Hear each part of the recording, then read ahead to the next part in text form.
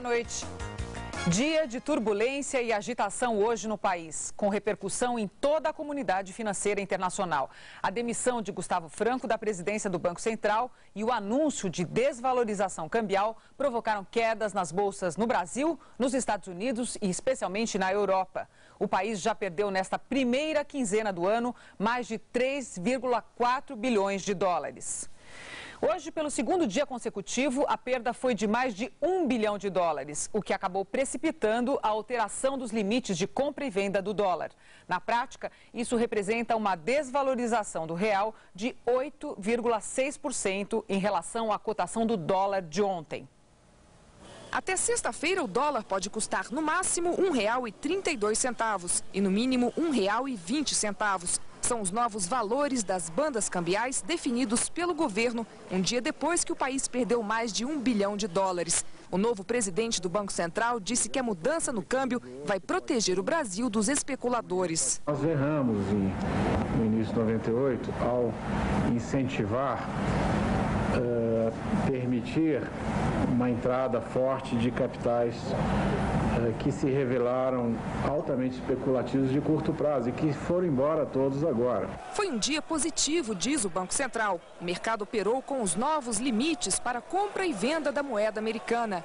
O governo registrou novamente nesta quarta-feira uma saída do país de mais de 1 bilhão de dólares. As reservas internacionais estariam acima dos 40 bilhões de dólares. O nervosismo registrado nas bolsas já era esperado pela equipe econômica. Nós esperávamos um dia mais nervoso. O mercado reagiu com relativa tranquilidade, mas obviamente nós tivemos a pressão no câmbio, o que é absolutamente natural que se tenha por um prazo de tempo no começo. Um dos desafios do governo agora é tranquilizar o mercado internacional. O ministro da Fazenda, Pedro Malan, viaja nos próximos dias para os Estados Unidos com o objetivo de reconquistar a credibilidade no real perante os investidores estrangeiros.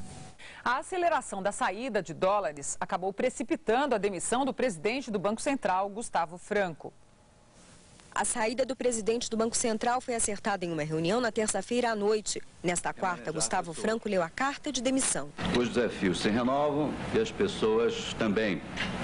Jamais seria minha intenção servir como embaraço a uma natural reorientação das políticas de juro e câmbio, conforme desejo do senhor presidente da República.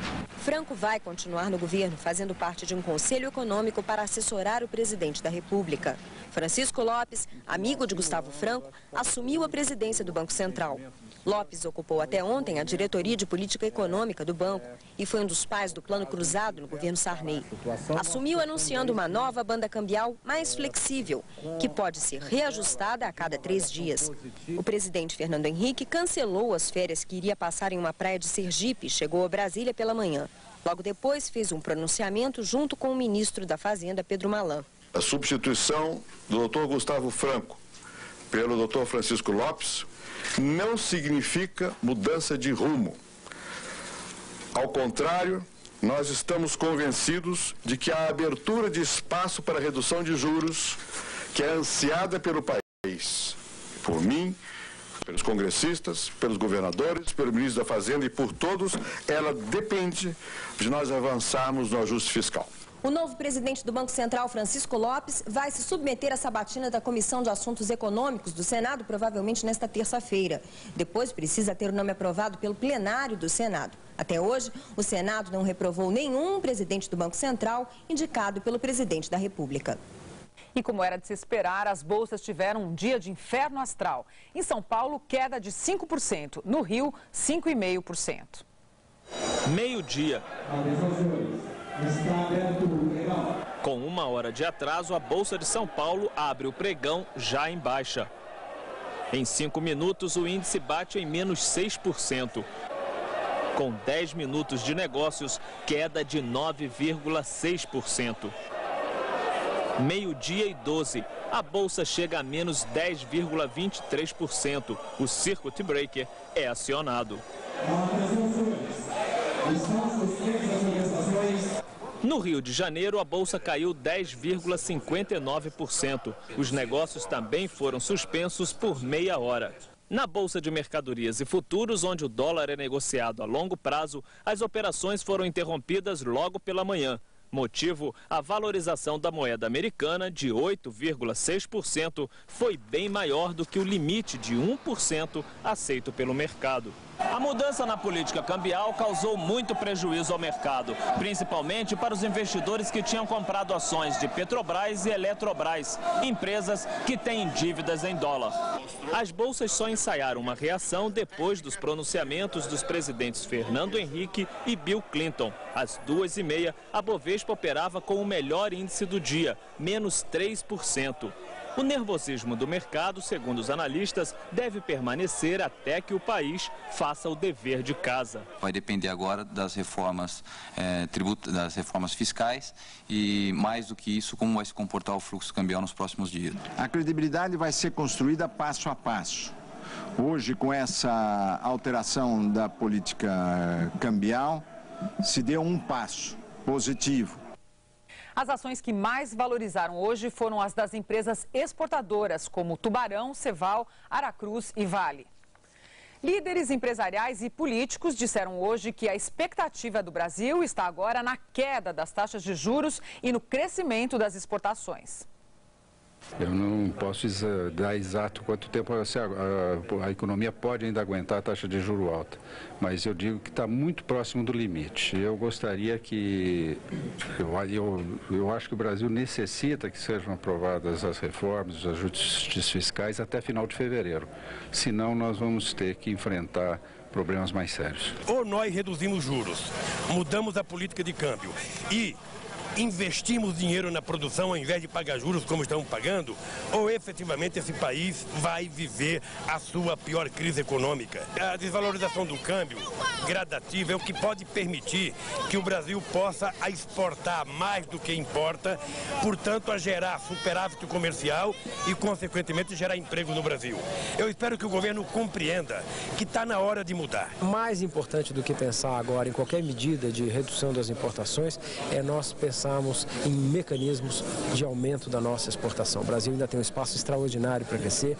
Lembro a vocês que nós exportamos alguma coisa como 6% do PIB, a média mundial é 20%, de maneira que o mundo está à nossa disposição. Está na hora do Brasil tirar todos esses entraves que atrapalham a competitividade do produto brasileiro e conquistar o resto do mundo.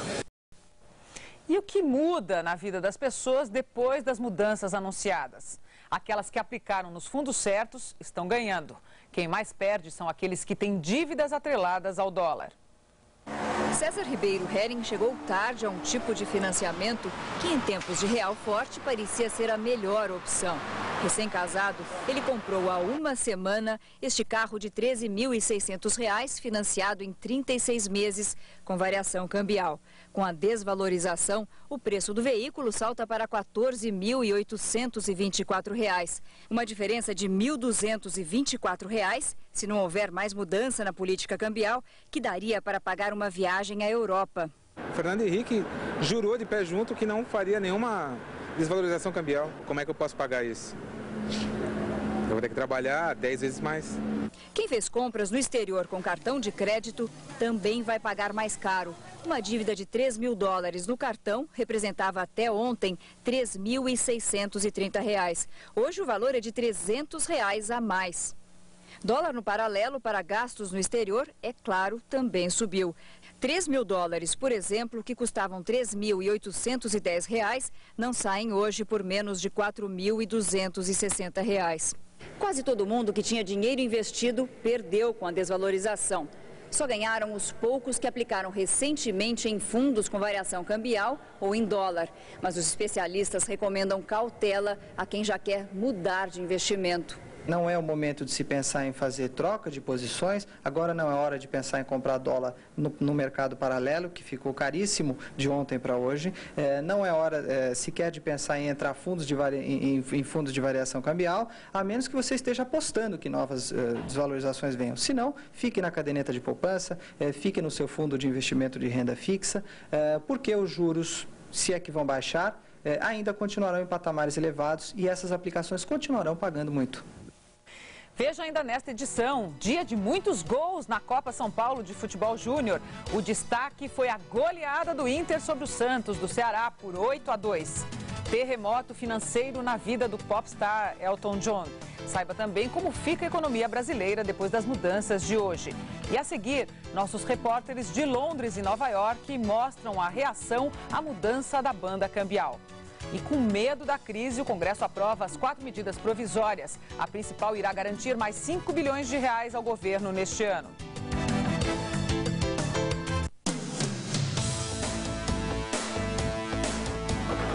Colômbia, um país que vive com medo.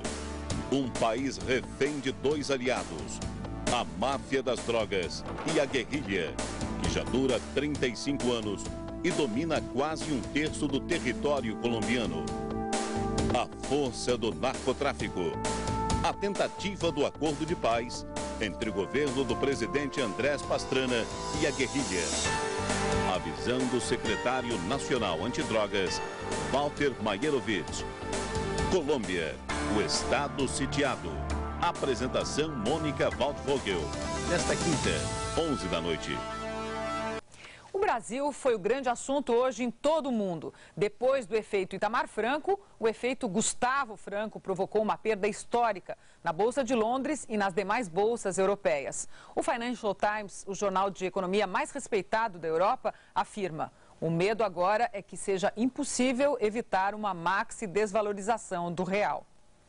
Já de manhã, o Financial Times, jornal de economia mais respeitado da Europa, previa: a moratória anunciada pelo governador Itamar Franco pode trazer sérios prejuízos a todo o país.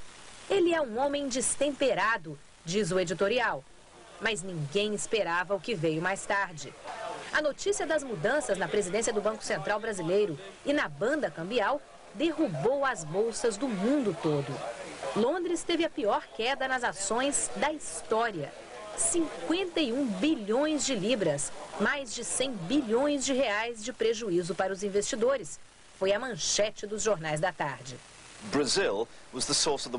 A culpa é do Brasil, diziam os analistas na TV, e anunciavam baixas também nas bolsas de Frankfurt, Paris, Milão. Quedas ainda maiores que as das bolsas brasileiras, como na Espanha, menos 6,8%. Temos muito dinheiro lá, explicou este investidor espanhol. A Telefônica da Espanha investiu pesado no mercado de telefones do Brasil e os bancos Bilbao Vizcaya e Santander também têm negócios lá. O Brasil foi o assunto do mundo financeiro hoje. Os investidores sabem que o país tem reservas para manter a situação sob controle, mas não sabem até quando. Segundo analistas internacionais, as próximas 48 horas podem decidir o futuro do país. O Banco Central brasileiro e o mercado internacional vão travar uma queda de braço. O ganhador leva tudo. As notícias do Brasil também repercutiram no mercado financeiro mais importante do mundo. A Bolsa de Nova York teve um dia tenso e fechou em baixa. Os C-Bonds caíram 10% e as empresas que mais perderam foram os bancos que têm negócios com o Brasil. Num dia em que o país foi manchete em todo o mundo, Bill Clinton saiu em defesa do principal parceiro da América Latina. Quem viu TV nos Estados Unidos hoje viu que o assunto era as explicações dos apresentadores. O Brasil é o maior país da América Latina, tem a maior economia e para onde for, leva os outros países. Antes da Bolsa de Nova York abrir, chegavam as notícias de queda nas principais bolsas da Europa. São Paulo já tinha parado os negócios e os analistas previam uma queda de 3 a 4% aqui. Mas o pregão acabou fechando, para alívio de todos, com uma queda menor do que a de ontem, 1,3%. Resultado de um esforço concentrado. Desde cedo, o secretário do Tesouro, Robert Rubin, conversou com o governo brasileiro, o G7, o FMI. O presidente Clinton recebeu o relatório de Rubin e abriu uma solenidade na Casa Branca falando sobre o Brasil. We have a strong interest in seeing Brazil Temos grande interesse em ver o Brasil seguir adiante com o plano de reforma da economia e ter sucesso, disse o presidente Clinton.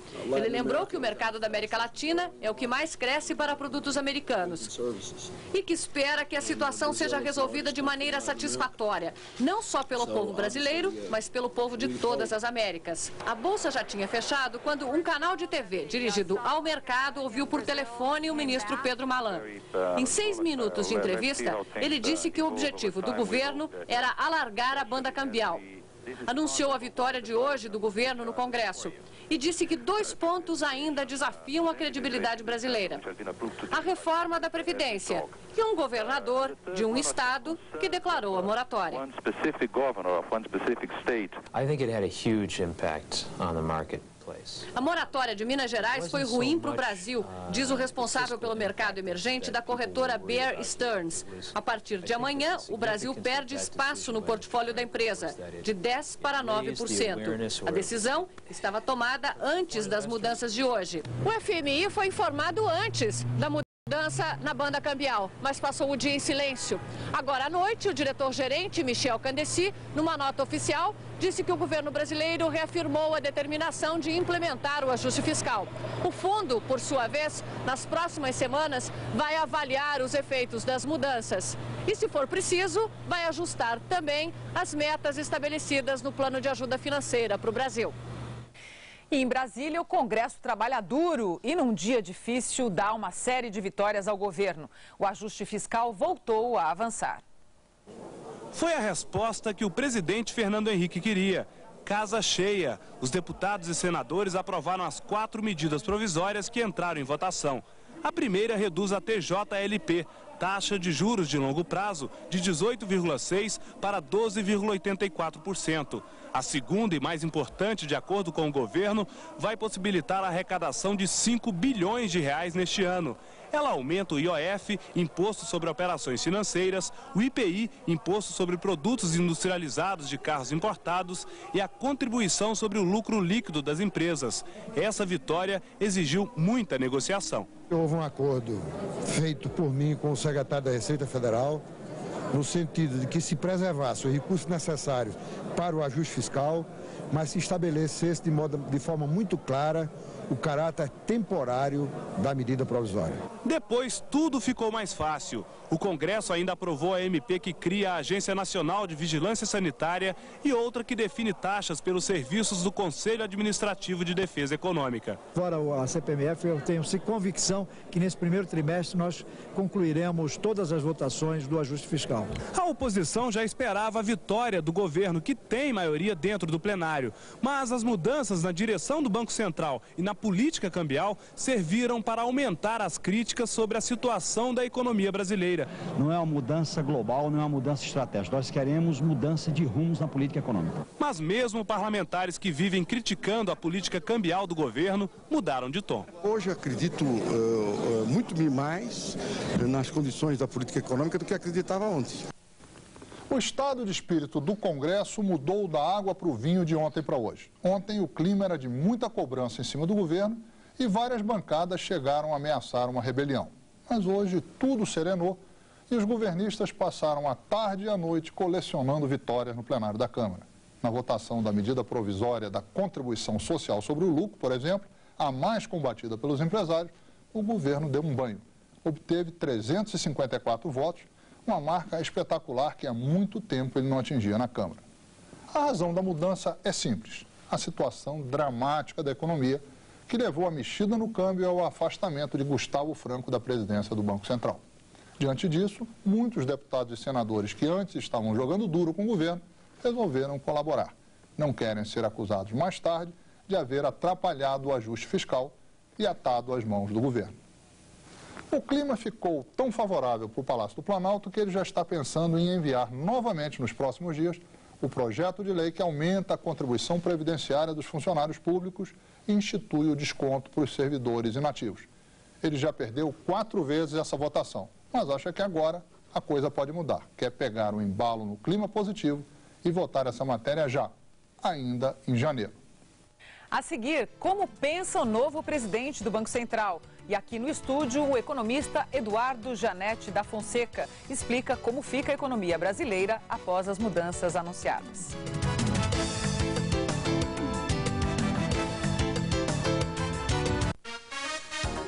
Ela pesquisou durante 7 anos para escrever sobre um personagem best-seller, Dom Pedro II, Lilian Schwartz, e um retrato fascinante e curioso do imperador. Dom Pedro II foi o primeiro monarca a pisar em território norte-americano. O que você pode imaginar o que significou isso? Espaço Aberto, com Pedro Bial, nesta quinta, 9h30 da noite. A substituição do presidente do Banco Central e a mudança da banda cambial são os nossos assuntos agora, com o professor da Faculdade de Economia da USP, Eduardo Janete da Fonseca. Boa noite, professor. Boa noite, Mona. Bom, o que muda de fato a partir de agora na nossa economia? Olha, a economia brasileira entrou muito mal em 99. A expectativa do governo era que se normalizassem as nossas relações com o financiamento externo. Na prática, o que aconteceu foi que não só não voltou o recurso externo, como começou a sair capital do Brasil. O que há de certo mesmo é que a volatilidade e o nervosismo vão ser muito grandes nos próximos dias. Isso é praticamente certo. A troca do presidente do Banco Central e a mudança do regime cambial são fatos que geram incerteza, principalmente lá fora, onde essas informações chegam e não são, muitas vezes, devidamente decodificadas. Agora, essa desvalorização feita hoje de 8,6%, quase 9%, ela é suficiente para normalizar esses fluxos de dinheiro?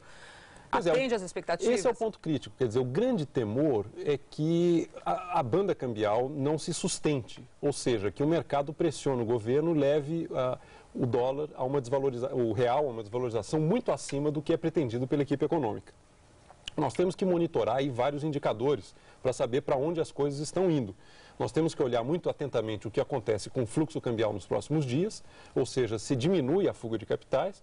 Temos que olhar para o valor dos títulos da dívida externa, se eles estão recuperando ou não, e temos que olhar para as votações no Congresso. Hoje foi um fato positivo que foram votadas as medidas que o governo pretendia e conseguiram vitórias expressivas. Agora, o que vai realmente definir é se o governo consegue manter a desvalorização do real dentro do que ele pretende. Como é que fica a negociação do Brasil com o FMI? Pois é, o FMI vai ter que, de alguma maneira, endossar o que o Brasil fez. Nós vamos ter que rever alguns itens do nosso acordo com o FMI que não serão cumpridos. A fuga de capitais foi muito maior do que se imaginava, mas o FMI é um aliado do Brasil e está no mesmo barco que o Brasil. Ele vai ter que, de alguma maneira, continuar apoiando a nossa política econômica. Ou seja, vai haver, de qualquer forma, uma renegociação. Aquele acordo fixado prevendo uma certa quantia de dólares saindo por mês, não vale mais. Alguns itens do acordo ficaram prejudicados, principalmente no tocante ao movimento de saída de capitais do Brasil, que foi muito mais forte do que se esperava. Agora, talvez no curto prazo, e essa é uma coisa importante a lembrar também sobre o que pode acontecer, se a pressão sobre o real for muito grande, a curto prazo pode ser que os juros tenham que aumentar no Brasil e não serem reduzidos, porque é uma das maneiras que o governo tem, é um instrumento que o governo tem para proteger a nova banda cambial. Isso que nós vimos aí na matéria da Ana Paula Padrão, os investidores estrangeiros têm medo de uma maxi-desvalorização ou de uma outra desvalorização. Pois é, a grande crítica que se pode fazer à mudança que foi feita no regime cambial é que ela não é do tamanho suficiente. O governo poderia ter sido um pouco mais ousado e alargado a banda para níveis mais amplos do que ele fez. O fato do real ter operado hoje o dia inteiro no teto da banda cambial já mostra que ela pode estar muito estreita. Inclusive, o mercado tinha uma expectativa de 15% de desvalorização, ou seja, isso então pode acontecer que essa desvalorização acabe vindo nos próximos dias, assim, para chegar nesse patamar? Vai ser uma queda de braço entre a equipe econômica e o mercado.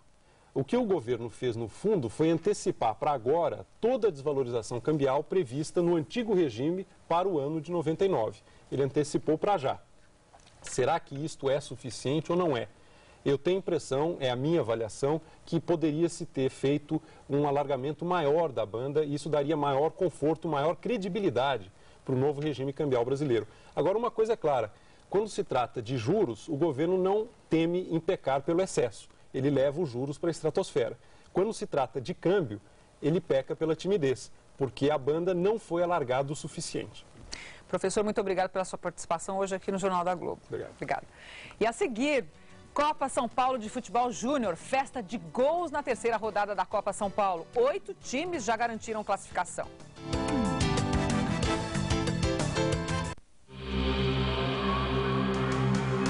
Lugares remotos, costumes exóticos, diversidade cultural, raças e religiões.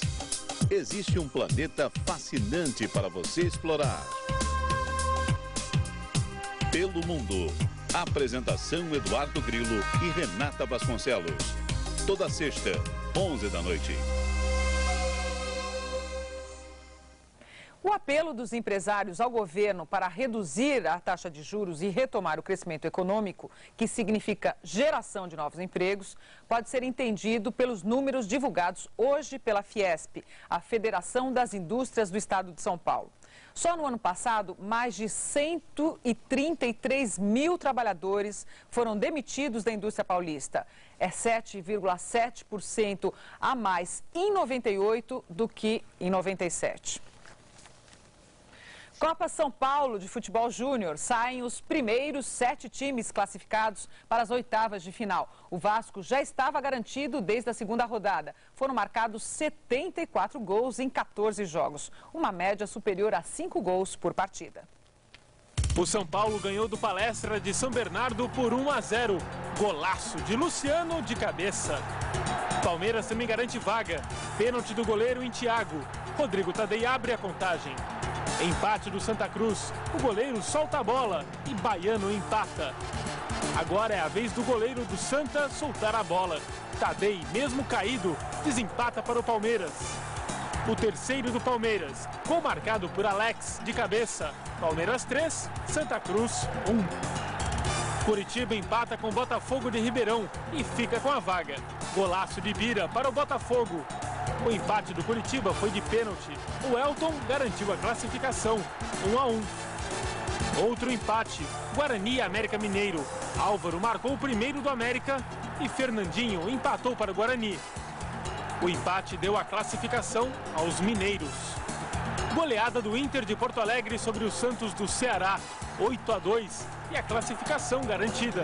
Donizete foi o artilheiro marcando 3. O Inter é o campeão do ano passado. Outra goleada, Atlético Mineiro sobre o Sorocaba. Nesse jogo, Mancini marcou 3 e William 2 para o time mineiro, que também está nas oitavas de final. Vila Nova de Minas ganhou do Nacional, mas começou perdendo. Márcio fez 1-0. Aí o Vila foi marcando, Alex de cabeça. E depois Rômulo fechou o placar, marcando outros 2 gols para o time de Minas garantir a classificação. Final Vila Nova 3, Nacional 1. A seguir, déficit em conta corrente. Elton John descobre um rombo de 40 milhões de dólares em suas contas e acusa um empresário e amigo de longa data.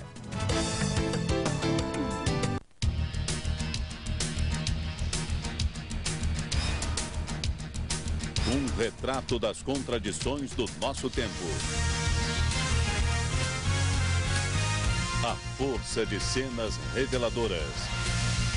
A cobertura objetiva, esclarecendo com a informação exata para você formar opinião.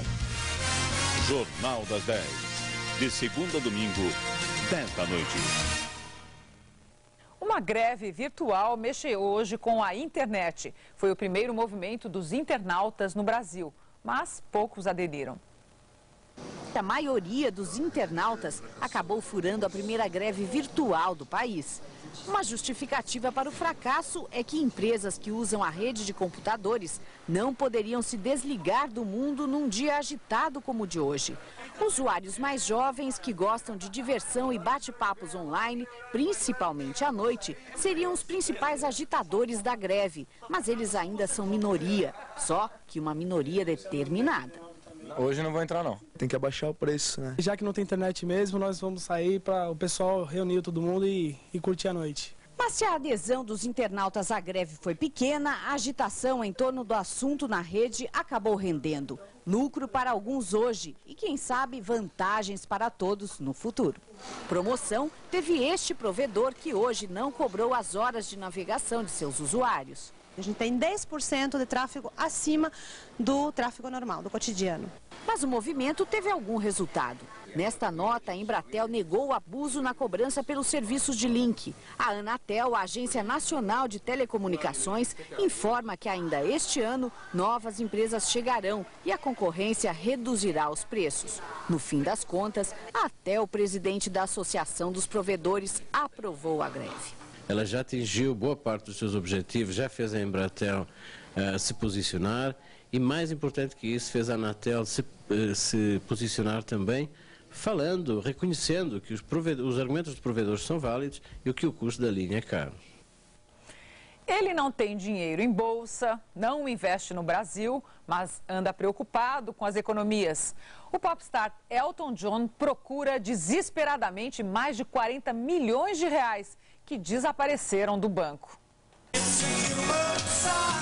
Fazer sucesso é com ele, mas gastar dinheiro também.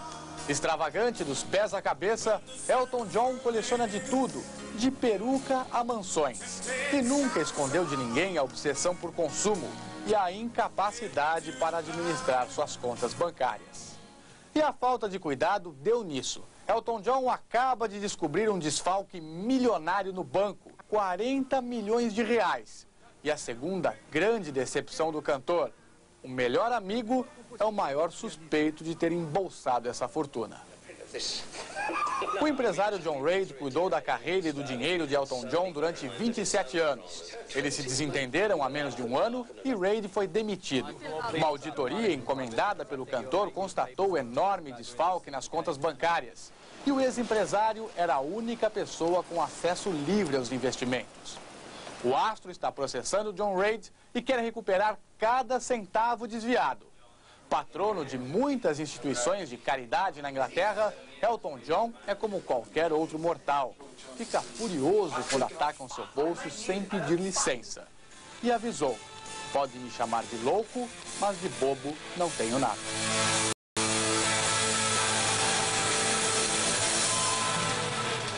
Uma boa noite para você e até amanhã.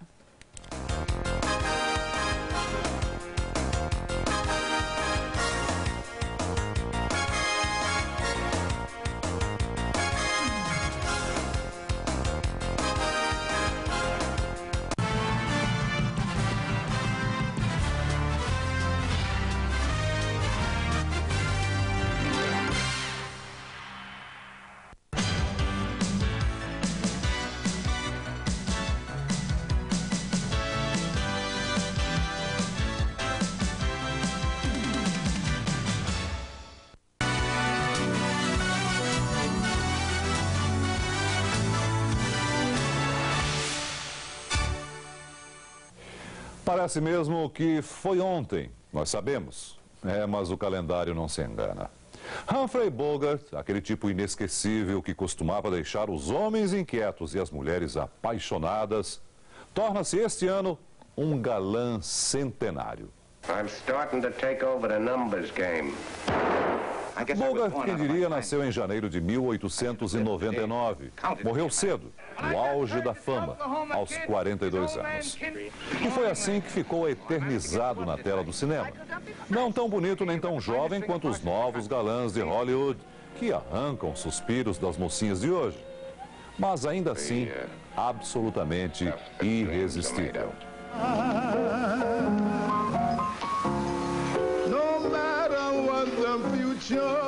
Brings as time goes by.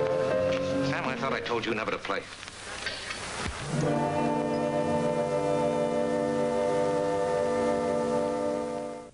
O Arquivo N recupera hoje algumas imagens de Bogart e de outros ídolos produzidos pelos estúdios de Hollywood.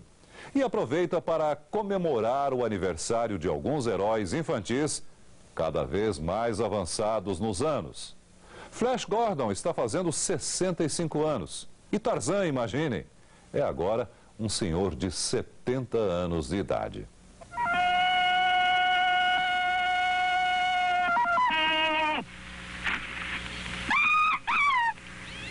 Marlon, Jane.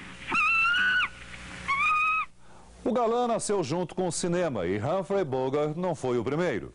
Retribuindo a fidelidade com que as mulheres frequentavam as salas de projeção, a indústria cinematográfica sempre foi pródiga na produção dos objetos do desejo feminino. Aqui estão alguns deles vistos pela ótica do documentário As Estrelas Não Morrem Jamais, que o Globo Repórter exibiu em 76. No princípio, o cinema é que era a novidade. Os atores quase sempre trabalhavam no anonimato. Mas não tardou que entre os anônimos, os espectadores começassem a ter seus favoritos. Depois de firmar o tipo do americano indomável, Douglas Fairbanks expandiu seus domínios. Interpretou atléticos heróis de capa e espada, D'Artagnan, Robin Hood, o Zorro.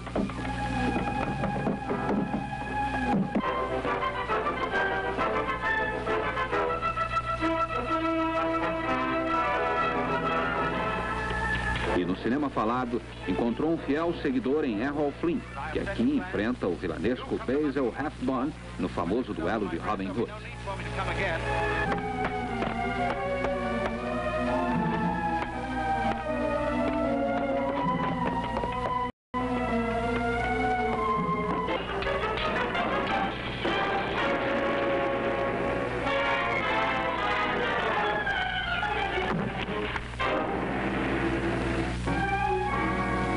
Quando o italiano Rodolfo Valentino passou de vilão a herói, sua técnica agressiva fez com que muitas espectadoras desmaiassem.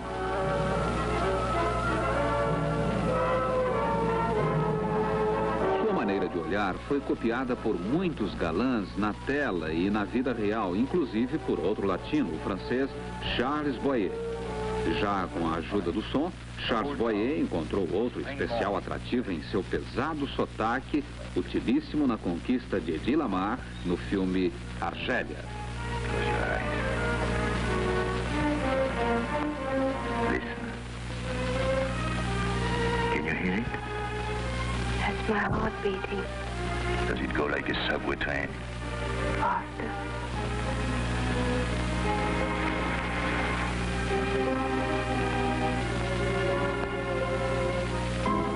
O Código Cinematográfico do Oeste começou com Bronco Billy, Tom Mix, Harry Carey, Buck Jones e outros. Mas encontrou o herói perfeito em William S. Hart, tão imperturbável quanto infalível. Pardon? Mas talvez a mais perfeita configuração do modelo de William Hart no cinema falado tenha sido Gary Cooper, ao mesmo tempo durão e sentimental, caladão e eloquente, como neste momento de O Galante Aventureiro, que William Wyler dirigiu em 1940.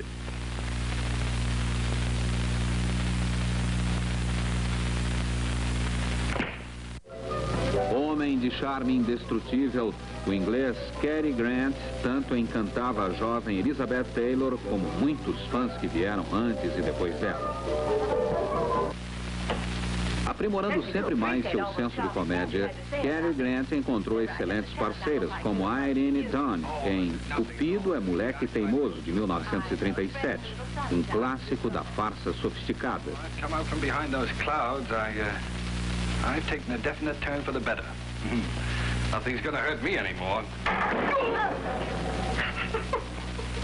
Oh, that's too bad, Jerry. How did it hurt you much? Oh, no. Just the one hand? Yeah, just the one hand. Ah. Well, I'll be going. I always like to leave people laughing. You sure there's nothing I can get you for? No, I'm a stout fellow. I'll carry on. Ladies and gentlemen, tonight I am here just as a spectator.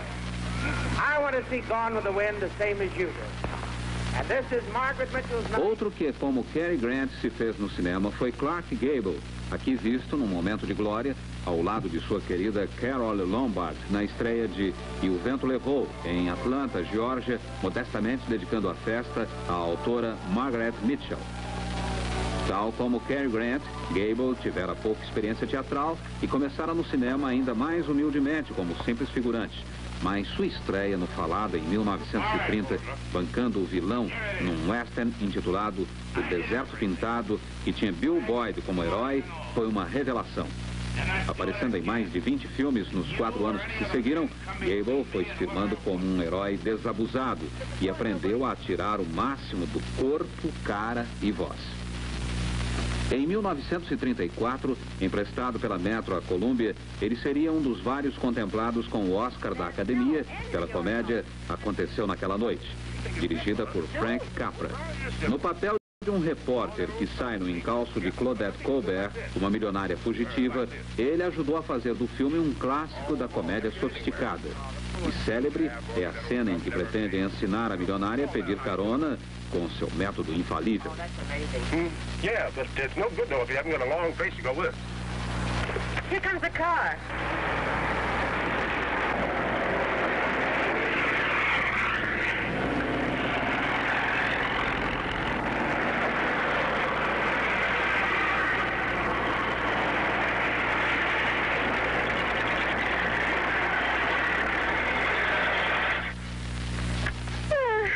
Do you mind if I try? You? Don't make me laugh. Oh, you're such a smart Alex. Nobody knows anything but you. I'll stop a car and I won't use my thumb. What are you going to do? The system on my own.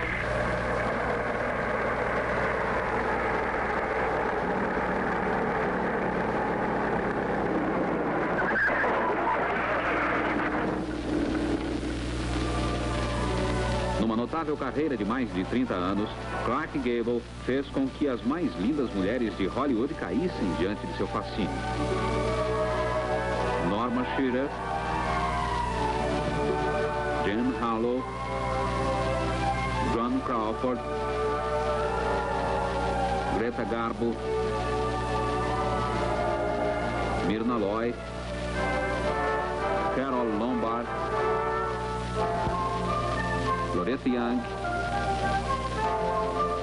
Vivian Leigh, Hedy Lamarr, Lana Turner, Ava Gardner, Grace Kelly, Sophia Loren,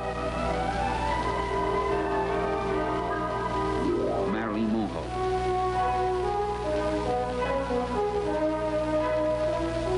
Desajustados, de 1960, que viria a ser o derradeiro filme dos dois, Gable é outra vez o durão de coração mole. E com toda a sua experiência de muitas mulheres, na tela e na realidade, é com a mais simples sinceridade que ele fala da beleza da vida e da tristeza que há nela. I never said that. I'm usually told how happy I am. That's because you make a man feel happy.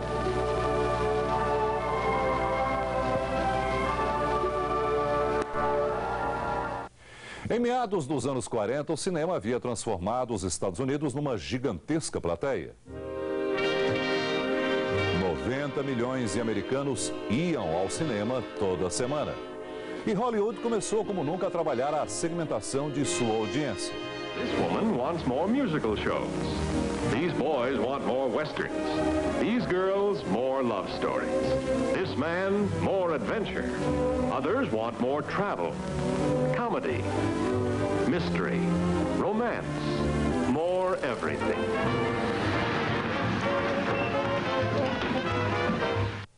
O estilo de Humphrey Bogart